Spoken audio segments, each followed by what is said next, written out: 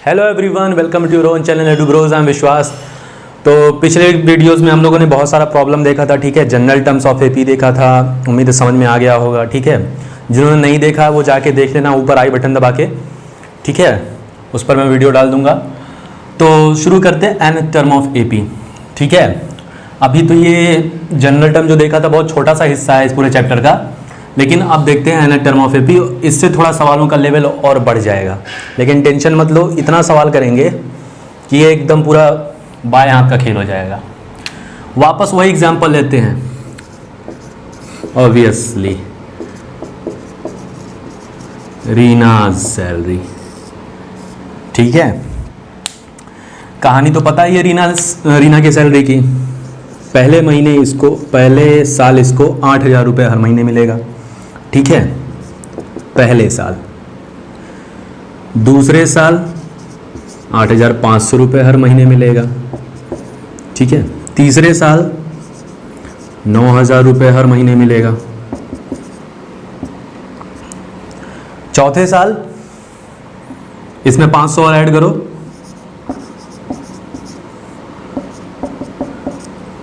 9,500। पांचवें साल इसमें 500 रुपये और ऐड करो,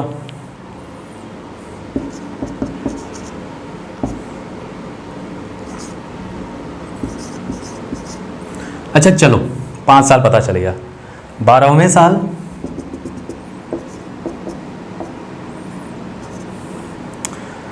साल यहां मामला थोड़ा फंस गया। तो क्या अब इसमें 500 जोड़ते चलेंगे 11 तक, फिर इंतज़ार करेंगे कि 11वें का हमको पता चल जाए जोड़ते जोड़ते, फिर उसके बाद हम लोग उसमें 500 रुपये और ऐड करेंगे, तब यानी 12वें साल की सैलरी पता चलेगी। ऐसा करेंगे क्या हम लोग? नहीं, जनरल टर्म लिखते हैं इसका, ए प्लस डी, ए प्लस 2D, ए प्लस 3D, ए प्लस 4D।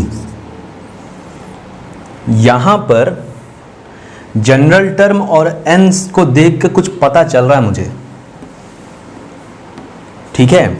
मैं इसको थोड़ा और अच्छे से लिखता हूं, ए प्लस 2 माइनस 1D, ए प्लस 3 माइनस 1D, ए प्लस 4 माइनस 1D। ऐसे चल रहा है। या फिर ये भी देख लेते हैं, a plus 5 minus 1D and so on, ठीक है। तो यानी एन यहां पर उतर के आ रहा है, ठीक है।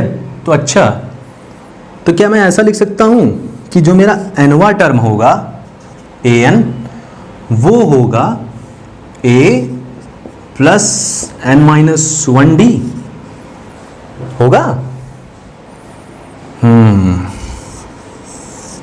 चलो देखते हैं, इस सीरीज को देखते हैं हम लोग, ठीक है, इस सीक्वेंस को। इसमें ए क्या है? A1 लिख लेते हैं चारों तरफ, ठीक है, बाद में बताऊंगा। A1 इसमें क्या है?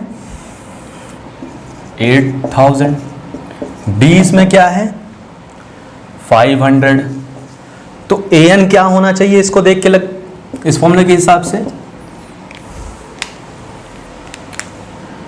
8,000 प्लस n माइनस 1 D की जगह कितना है? 500। अच्छा,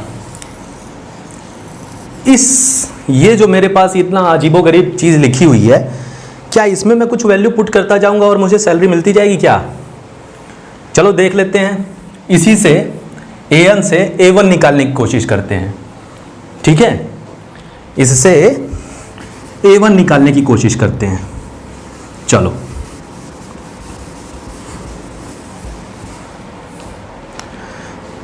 A1 निकालने के लिए क्या करेंगे? इसमें n इज इक्वल टू 1 रखेंगे। 8,000 प्लस 1 माइनस 1 500। अरे ये तो 0 हो गया। चलो A1 मिल गया मुझे इस फॉर्मूले से, ठीक है। A2 निकालते हैं। इसी फॉर्मूले से 8000 n की जगह 2 रखते हैं, 2 - 1 500, 8000 प्लस 1 × 500 इज इक्वल्स टू, अरे ये तो A2 भी मिल रहा है यार मुझे यहीं से।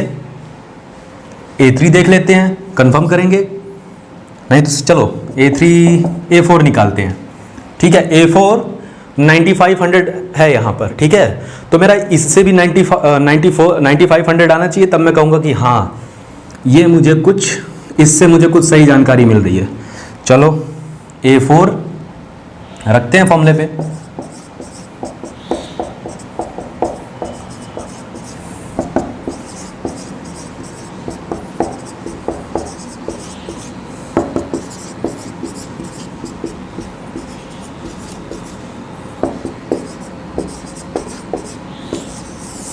कमाल की बात है यार, ये तो मिल रहा है मुझे, ये तो मुझे सीक्वेंस मिल रहा है दोबारा से यहाँ पर। अच्छा चलो, ये तो मेरे लिए ये सीरीज था मेरे पास, ये सीक्वेंस था मेरे पास 8000, 8500, 9000। तो क्या ऐसा मुझे कोई भी मेरे पास अगर AP है, ठीक है, जिसका general term A plus D, A plus 2D, A plus 3D इस तरीके से है, ठीक है, ये जनरल टर्म्स होते हैं AP के, तो इनका nth टर्म क्या होगा? इनका nth टर्म क्या होगा?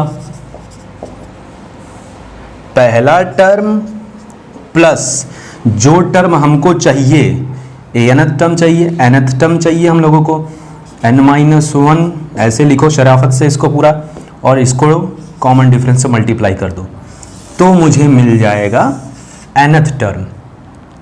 समझ में आया कि मुझे अगर A पता है, पहला टर्म पता है, ठीक है, पहला टर्म A है, मुझे कॉमन डिफरेंस पता है, तो मुझे कोई सा भी टर्म मुझे पूछो मैं इस फॉर्मूले को देख के बता दूंगा, इस फॉर्मूले में वैल्यू रख के बता दूंगा। अगर मुझे तुम पूछो कि 10वां टर्म क्या है, A10 क्या है, तो क्या करूंगा मैं, A प्लस n की जगह 10 रख दूंगा, बता दूंगा, पूछो तो मुझसे एक बार। ठीक है, an को क्या लिखते हैं, tn भी लिख सकते हैं, nth term, t for term, ठीक है, तो tn an पता चल जाएगा ना अब। ठीक है, एक बार फिर से बोल देता हूं, अगर मुझे कोई भी, ये AP का जनरल टर्म है, ठीक है, मुझे किसी भी तरीके का AP दे रखा हो, किसी भी तरीके का AP दे रखा हो, ठीक है, शर्त यह है कि मुझे तुम पहला टर्म बता दो और कॉमन डिफरेंस बता दो D, तो मैं तुमको कोई सा भी टर्म बता दूंगा। ठीक है, बार बार जोड़ूंगा नहीं मैं, इस तरीके से मैं बार बार जोड़ता नहीं चलूंगा, मैं तुम्हें कोई भी टर्म बता दूंगा। ठीक है, मैं मतलब तुम। ठीक है, चलो ये तो हो गया भाई। अब कुछ इससे, ये मुझे लगता है समझ में आ गया होगा। अब इससे रिलेटेड कुछ प्रॉब्लम्स देखते हैं NCERT के, पहले NCERT के देखते हैं फिर RS अग्रवाल के देखेंगे। ठीक है, मैं इसको रब करता हूँ 1 मिनट। ठीक है, तो एग्जाम्पल 3 देखते हैं हम लोग NCERT का। एग्जाम्पल 3 आसान है, ये हम लोग अपने रेफरेंस के लिए लिख लेते हैं पहले यहाँ पर कि Tn is equals to A plus n-1D, where A is the first term, D is the common difference, इसको An भी लिख सकते हैं। ठीक है, इसको अपने रेफरेंस के लिए रखे रहते हैं हमेशा। ठीक है, find the 10th term of the AP। AP दे रखा है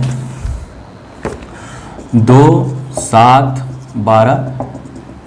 ठीक है, और इसका पूछ रहा है find the 10th term.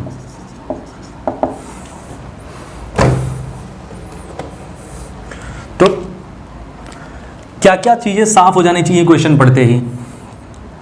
A दे रखा है 2, D नहीं दिया है, लेकिन D क्या होता है, AK प्लस 1 माइनस AK, कोई सा भी ले लो, चाहे 7 में से 2 घटा दो, 12 में से 7 घटा दो। चलो 12 में से 7 घटाते हैं, 5। चलो इतना इंफॉर्मेशन हम लोगों ने अपने एग्जाम्पल से लिया अभी। अब पूछ रहा है कि 10th टर्म निकालो, वैसा टर्म निकालो जिसके लिए n इज इक्वल टू 10 है। क्या चाहिए, फॉर्मूला भी लिखा हुआ है।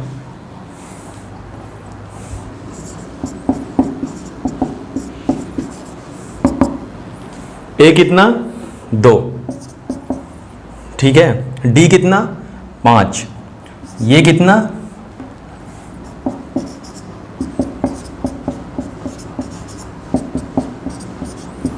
ठीक है।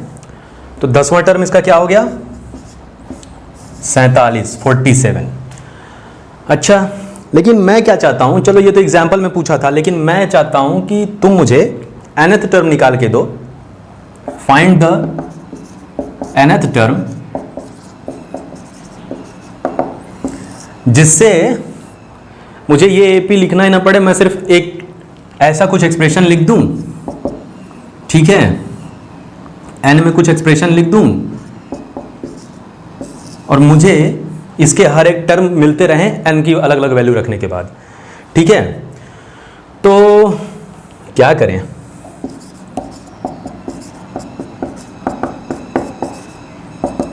ए और डी की वैल्यू रख दो, ठीक है। ए की वैल्यू कितनी है 2, डी की वैल्यू कितनी है 5, तो 2 + 5n - 5 is equals to 5n - 3।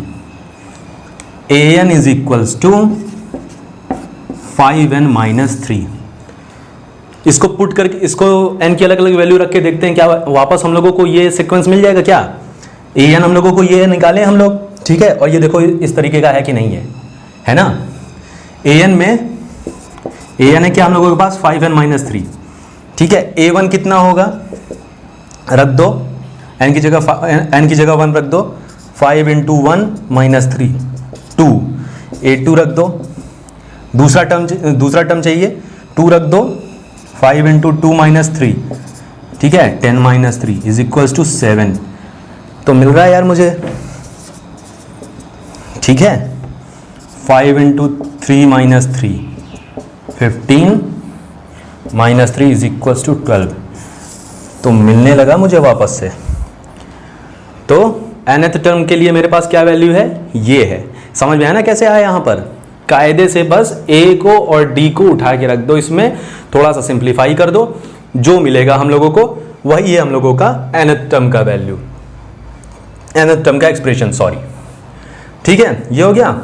Next question करते हैं। अब इसको करने के बाद हम लोग सीधा चलेंगे एग्जाम्पल नंबर 4 पे, कहीं और नहीं जाएंगे, एग्जाम्पल नंबर 4 पे चल रहे हैं। तो एग्जाम्पल नंबर 4 हम लोगों का है कि विच टर्म ऑफ एपी, ये एपी दे रखी है 21, 18, 15, ठीक है, और पूछा है कि इसका कौन सा term, which term of this arithmetic progression is -81, ठीक है। और आगे ये भी पूछा है कि पता करो कि क्या जीरो भी आता है क्या इसमें, ये जो अरिथमेटिक प्रोग्रेशन है इसमें जीरो भी आता है क्या, और अपने give reason for your answers, ठीक है। अच्छा, एक चीज देखो, क्रिकेट देखा है ना, क्रिकेट में क्या होता है जब स्कोर बोर्ड होता है, सपोज कोई ओवर है, सपोज 21वां ओवर है, ठीक है, 21वें ओवर की पहली बॉल, दूसरी बॉल, तीसरी बॉल, चौथी बॉल, 5वीं बॉल, 6वीं बॉल, ठीक है, ऐसे होता है। और सपोज पहली बॉल पे कोई रन नहीं गया, दूसरी बॉल पे 1 रन गया, तीसरी बॉल पे चौका, चौथी बॉल पे फिर कुछ नहीं, ठीक है, 5वीं बॉल पे चलो फिर 1 रन, 6वीं बॉल पे सपोज चलो फिर 1 चौका चला गया, ठीक है। ऐसा सुने हो ना, कभी ऐसा सुने हो क्या कि 4.5 बॉल पे कि 4.5th बॉल पे 2 रन चला गया, ऐसा कभी सुने हो क्या, ठीक है। अगर मैं कहूं कि यार मैंने ना 1.5th बॉल पे एक विकेट लिया था, कोई सेंस बनेगा क्या इस बात का, नहीं बनेगा ना। अगर मैं ऐसा कहूं कि 0.9th बॉल पे, ठीक है, घुमा के छक्का लगाया बैट्समैन ने, कोई सेंस बनेगा क्या इस बात का। 5.4th बॉल पे 3 रन दौड़े यार, बहुत तेजी से, कोई मतलब बन रहा है क्या इन बातों का, नहीं बन रहा है ना।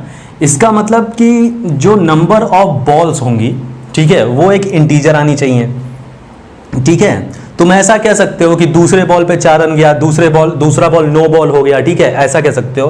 लेकिन ऐसा नहीं कह सकते कि 2.2th बॉल यार मेरी वाइड चली गई, ऐसा नहीं कह सकते, क्योंकि इस बात का कोई तुक ही नहीं है, कोई लॉजिक ही नहीं है इन बातों का।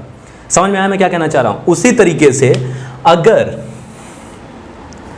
अगर मैं निकालने की कोशिश करूंगा, मैं इस एक्सप्रेशन में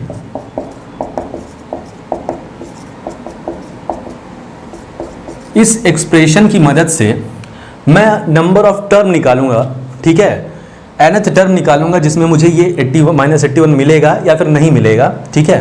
लेकिन ये क्योंकि मैथमेटिक्स है तो ये मुझे कुछ ना कुछ आंसर निकाल के दे देगा, n की वैल्यू दे देगा। इस एक्सप्रेशन को नहीं पता है, ठीक है, इस एक्सप्रेशन को नहीं पता है कि n की वैल्यू इंटीजर होनी चाहिए, ठीक है, लेकिन हमें पता है कि n सिर्फ इंटीजर ही हो सकता है, ठीक है। तो इतना समझ में आया ये? तो अगर मुझे कुछ ऐसा आंसर मिलेगा, ठीक है, तो मैं कह दूंगा नहीं, ये टर्म मुझे नहीं मिल रहा, ठीक है। समझ में आया मैं क्या कहना चाह रहा हूं? ठीक है, तो चलो रख के देख लेते हैं जल्दी से। -81 को उस एक्सप्रेशन में रखते हैं। a की वैल्यू कितनी है यहाँ पर? a की वैल्यू है 21, d की वैल्यू कितनी है यहाँ पर? -3, ठीक है। देख लो -3, 18 में से 21 घटाओ -3 आएगा। a की वैल्यू रखो 21, ठीक है, प्लस n-1, ठीक है, d की वैल्यू रखो -3, इस तरफ लो इसको, कितना आ गया? -102 n-1 -3 n-1 is equals to -102 by -3, कितना हो गया ये 34 है ना। तो n इज इक्वल्स टू कितना हो गया? एक स्टेप और लिख लेते हैं, 34। तो n इज इक्वल्स टू कितना हो गया? 34 + 1 इज इक्वल्स टू 35, ठीक है। तो यानी मेरा 35th टर्म, ठीक है, 35th टर्म मेरा -81 है, ठीक है। जीरो पता करते हैं, जीरो मेरा टर्म है क्या ये पूछ रहा है, ठीक है। मान लो 81 को इसने बताया था कि 81 इसमें टर्म है, ठीक है, और पता करो कौन सा टर्म है, तो फार्मूला लगा दिया। लेकिन अगर मुझे ये पूछ रहा है कि जीरो क्या टर्म है, तो मुझे वही लॉजिक लगाना पड़ेगा जो मैंने ये ओवर की बॉल वाला बताया था, ठीक है। जीरो को रख देते हैं इस एक्सप्रेशन में, ठीक है। अगर n मेरा एक इंटीजर आएगा तभी ये मेरा इस सीक्वेंस में आएगा, तभी जीरो इस प्रोग्रेशन में आएगा, ठीक है। जीरो रखो इस पे, a कितना है? 21 है, प्लस n-1, ठीक है। देखो यार ये n में कंफ्यूज मत होना, ठीक है। n इसके लिए 35 है, n 0 के लिए कुछ और होना चाहिए, ठीक है। रखो इधर -21, इस तरफ ले आए, n-1 -3, ठीक है। n-1 is equals to -21 by -3 is equals to 7। तो यानी n-1 is equals to 7, this implies n is equals to 7 + 1 is equals to 8। 8 क्या है? 8 एक इंटीजर है, ठीक है। यानी n इज इक्वल्स टू 8 कहने का मेरे पास कोई सेंस बन रहा है, ठीक है। इसका मतलब 0 आता है, ठीक है। और अगर टीचर अगर ये क्वेश्चन एग्जाम में आए तो तुम क्या लॉजिक दोगे? वही दोगे कि n इज इक्वल्स टू एक इंटीजर ही होना चाहिए हमेशा। n हमेशा जो मेरा nth टर्म है वो हमेशा एक इंटीजर ही होना चाहिए। फिर से देखो, फिर से सुनो, अगर मैं कहूँ कि मैंने 1.1th बॉल पे छक्का मारा था या फिर मैंने 1.1th बॉल पे विकेट लिया था, तो इस बात का कोई सेंस नहीं बन रहा है ना। उसी तरीके से अगर मैं कहूँ कि मेरा 8.1th टर्म ये है, तो इस बात का कोई लॉजिक नहीं है, ठीक है। चलो ये क्वेश्चन समझ में आ गया। अब दूसरा क्वेश्चन करते हैं, ठीक है। ये क्वेश्चन समझ में आ गया, तो क्वेश्चन नंबर 4 और क्वेश्चन नंबर 5 जल्दी से लगा जाओ, तब तक मैं इसको मिटाता हूं, ठीक है। क्वेश्चन नंबर 4 एक्सरसाइज 5.2 का क्वेश्चन नंबर 4 और क्वेश्चन नंबर 5 कर जाओ अभी मेरे बोर्ड मिटाने तक के टाइम में। तो क्वेश्चन नंबर 4 पूछ रहा है कि which term of the AP is 3, 8, 13,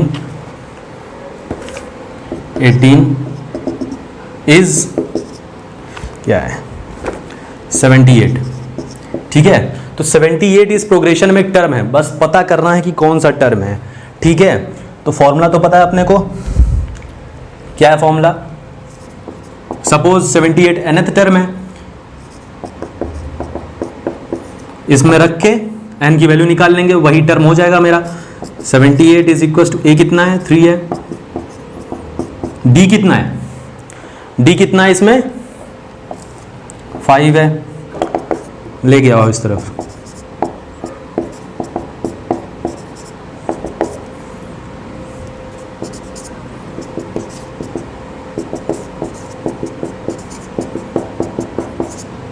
ठीक है, तो इस प्रोग्रेशन का 16th टर्म 78 है, ठीक है। Question number 5, question number 5, question number 5 में पूछ रहा है which of the find the number of terms in each of the following APs. तो पहला दिया हुआ है एपी 7, 13, 19 अप टू 205, यहां तक दे रखा है और पता करना है इसमें कितना नंबर ऑफ टर्म्स है। दूसरा क्वेश्चन है 18, 15 टू 1 अप, ठीक है, मिक्स फ्रैक्शन दिया है 13 और -47। तो ये एक फाइनाइट एपी है, ठीक है, क्योंकि इसमें नंबर ऑफ टर्म्स फिक्स्ड है।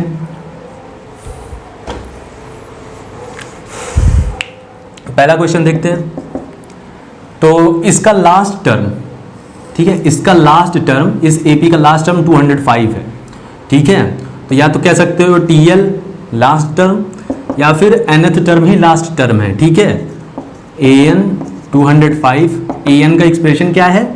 a plus n-1 d, a कितना है? 7 प्लस n-1, d कितना है? d कितना है? 6। इस तरफ ले आओ, 205 माइनस 7 कर दो, n-1 6, ठीक है। ये कितना हो जाएगा? 198। 6 से डिवाइड करो इसको, ये 33 बार में जा रहा है। n कितना हो गया? 33 प्लस 1 इज इक्वल टू 34। समझ में आया? ठीक है, तो इस पूरे एपी में 34 टर्म्स हैं, ठीक है। अब दूसरा क्वेश्चन करते हैं हम लोग, सॉरी, दूसरा क्वेश्चन।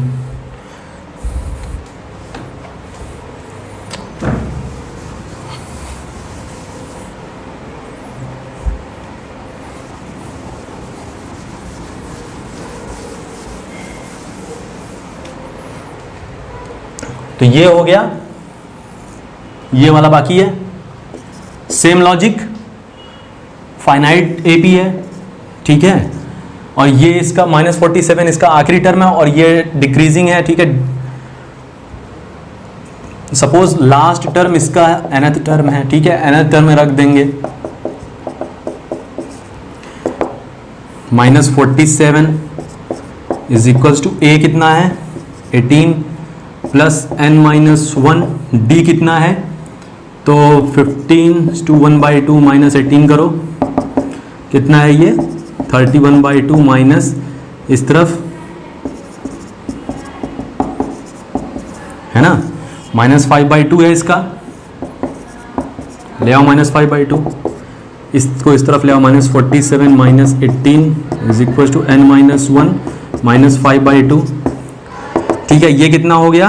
-65 है ना, n-1 -5/2 को इस तरफ भेजो, -65 into 2 -5 is equal to n-1, ये कितना 13 बार में चला गया, ठीक है। तो 26 is equal to n-1, n is equal to 26 plus 1 is equal to 27। तो इस पूरे एपी में कितने नंबर ऑफ टर्म्स है? 27, ठीक है। समझ में आया? ये देखो, ये क्वेश्चन भले ही आसान था, लेकिन इस क्वेश्चन का यूज कहाँ होता है? इस क्वेश्चन का यूज होता है ये जब ऐसा पूछ देता है कि how many 2 digit numbers are divisible by 3, how many 2 digit numbers are divisible by 4, तब तब इसका थोड़ा जो है एप्लीकेशन आता है। How many 3 digit numbers are divisible by 9, उस केस में ये सब किए रहोगे तो बड़े आराम से सब कुछ समझ में आने लगेगा कि क्या हो रहा है, ठीक है। तो एग्जाम्पल 5,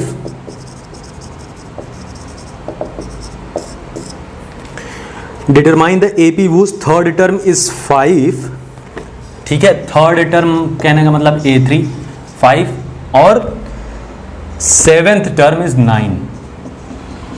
तो देखो 7th टर्म इज 9, ठीक है, दैट्स करेक्ट। तो इस क्वेश्चन में हम लोगों को वो नहीं पूछा है, वो नहीं दिया, क्या कहते हैं, हम लोगों को प्रोग्रेशन नहीं दिया है, ठीक है। लेकिन हम लोगों को प्रोग्रेशन का 2 टर्म दे दिया है, ठीक है, 2 टर्म दे दिया है। एक तरीके से मैं इसको इक्वेशन में बदल सकता हूं, ठीक है, इसको मैं इक्वेशन बदल सकता हूं। कैसे? A3 अगर मुझे प्रोग्रेशन पता होता, अगर मुझे ये सीक्वेंस पता होता, तो मैं थर्ड टर्म कैसे निकालता? ऐसे निकालता, है ना। और 7th टर्म कैसे निकालता? ऐसे निकालता, ऐसे निकालता ना। तो A3 तो मुझे दे रखा है, A3 कितना है? 5 है। A7 में मुझे दे रखा है, कितना है? 9 है, ठीक है। तो मुझे 2 इक्वेशन मिल गए और 2 वेरिएबल हैं, तो सॉल्व कर देने पे मुझे पता चल जाएगा A + 2D = 5 and A + 6D = 9। Solve करता हूं मैं इसको, ठीक है। ये सॉल्व करना आता है ना, लीनियर इक्वेशन इनटू वेरिएबल, ठीक है। यही इक्वेशन यहां लिखा है मैंने, इसको मैं सॉल्व करता हूं। माइनस कर दो इसको, ये कट गया, -4D = -4D = 1, common difference = 1। D निकालना है, ठीक है। किसी भी इन दोनों में किसी भी एक इक्वेशन में पुट कर दो। मैं इसमें पुट करता हूं, A + 2 × 1 = 5, A = 5 - 2, A = 3। तो पता चल जाएगा मुझे AP का पहला टर्म है 3, ठीक है, कॉमन डिफरेंस है 1, दूसरा टर्म 4, 5, जोड़ते चले जाओ, ठीक है। देखो तीसरा टर्म मुझे 5 मिल भी रहा है, ठीक है। 7वां टर्म कैसे? देखो 6, 7, 3, 4, 5, 6, 7, 8, 9, 1, 2, 3, 4, 5, 6, 7, 7वां टर्म मुझे 9 मिल रहा है। तो मतलब ये आंसर सही है, ठीक है। इसको करने के बाद अब हम लोग करेंगे क्वेश्चन 7 एक्सरसाइज का, क्वेश्चन नंबर 7, 8 और 9। इसको कर जाओ, ठीक है, एक्सरसाइज का है।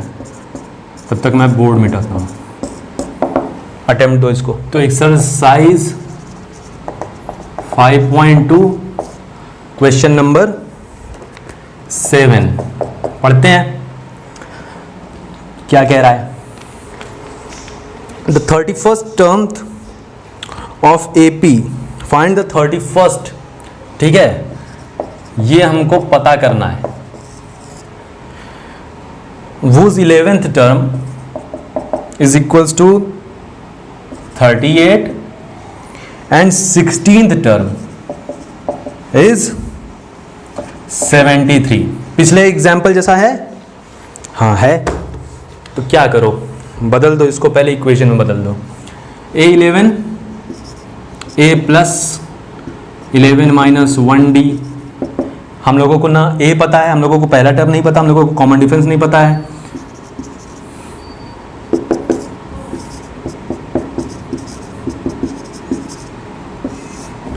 A + 16 - 1D = 73। अभी शॉर्टकट मत लगाओ, अभी जैसे फॉर्मूला सीखते चलो,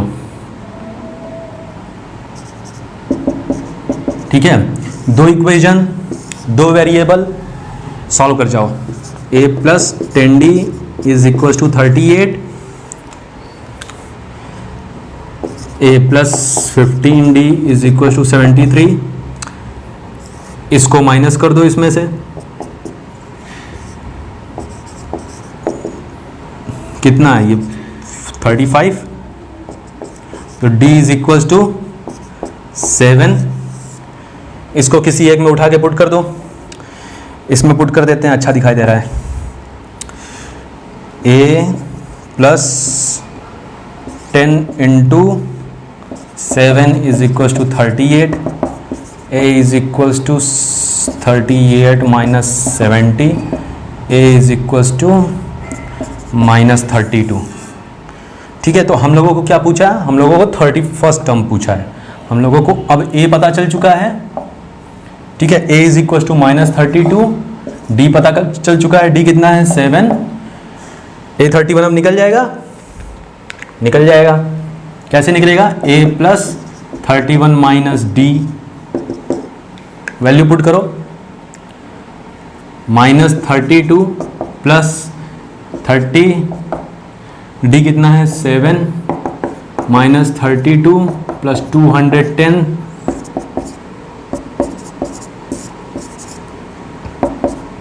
178।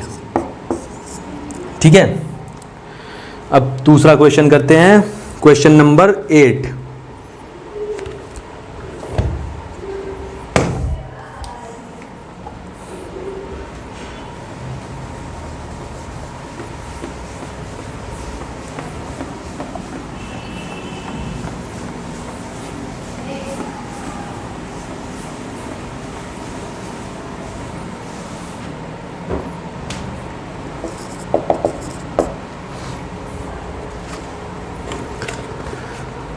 Find an AP consists of 50 terms of which third term is 12।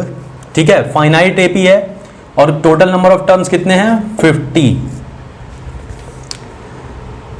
of which third term is 12।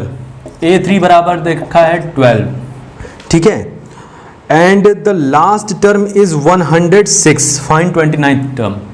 Last term कहने का मतलब A50 कितना है 106, 106। और हम लोगों को पता क्या करना है 29वां टर्म, 29th टर्म पता करना है। हो जाएगा same to same, a plus 3 minus 1d is equals to 12। ठीक है, और यहां पर a plus 50 minus 1d is equals to 106। यहां से a plus 2d is equals to 12, a plus 49d is equals to 106। ठीक है, दो इक्वेशन, दो वेरिएबल, सॉल्व कर जाओ। a plus 49d is equals to 106, a plus 2d is equals to 12, minus minus minus.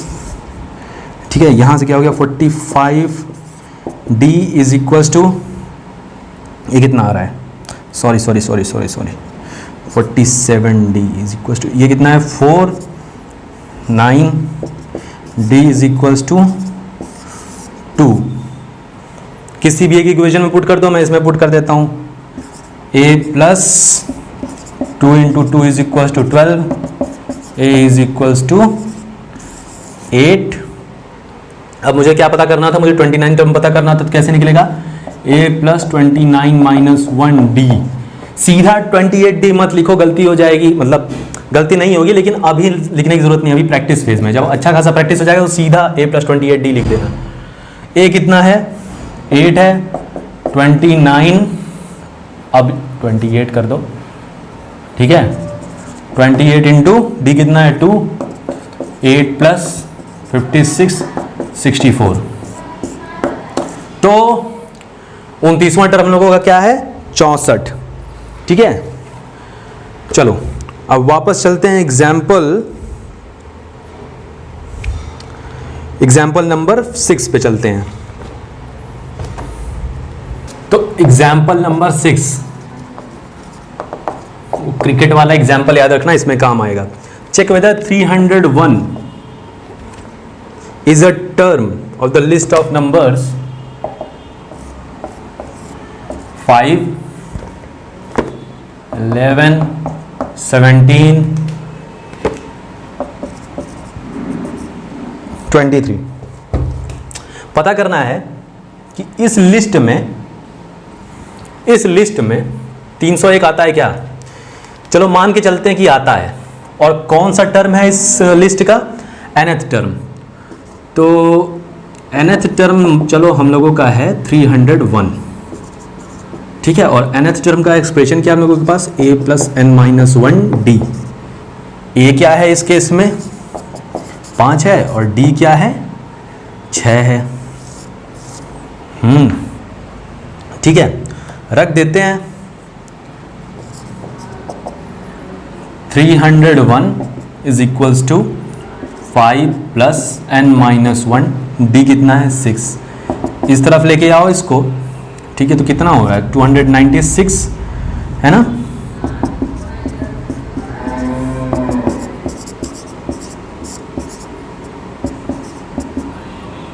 $296 divide करते हैं।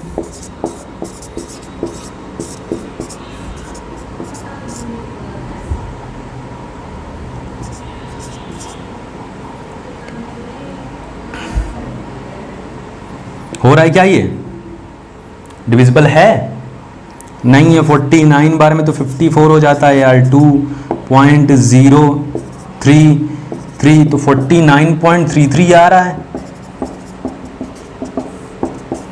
इसको इस तरफ लिखो तो n = क्या आ रहा है 50.33। अच्छा, तो यानी 50.33 टर्म है हम लोगों का 301 ना। कोई सेंस ही नहीं है इस बात का।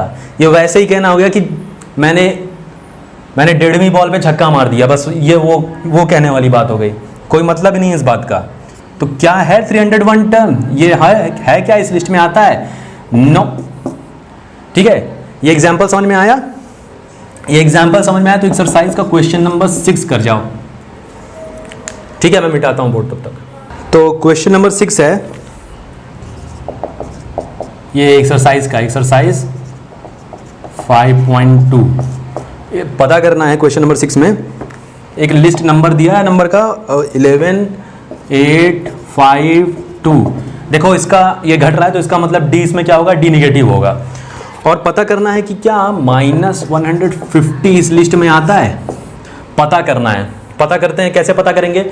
मान लेंगे कि nth टर्म है, nth टर्म हम लोगों का -150 है, मान लेंगे, ठीक है। और फिर देखेंगे कि ऐसा मानने की वजह से हम लोगों को कोई लॉजिकल आंसर मिल सकता है क्या, किसी लॉजिकल नतीजे पे पहुंच सकते हैं। तो a कितना है 11, d कितना है -3। इसको हम लोगों ने nth टर्म माना है। nth टर्म का एक्सप्रेशन क्या है, an = a + n-1d।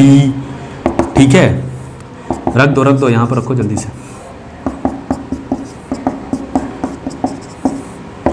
ले आओ इस तरफ, -161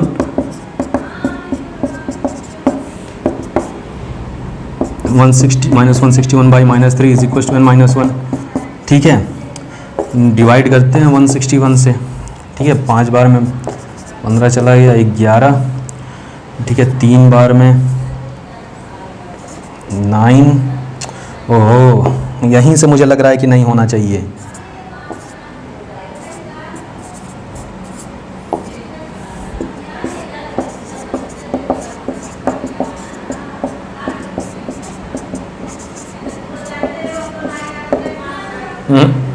नहीं है ये।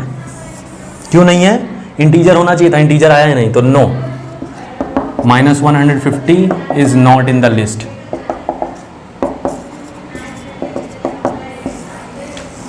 समझ में आया ना कैसे, बहुत मैंने इस पे बात कर ली है, समझ में आ जाना चाहिए। चलो अब दूसरे वीडियो में मिलेंगे, ठीक है। उसमें बाकी बचा खुचा जितना भी है NCERT का, मैं उसमें वो कंप्लीट हो जाएगा। ठीक है, चलो बाय।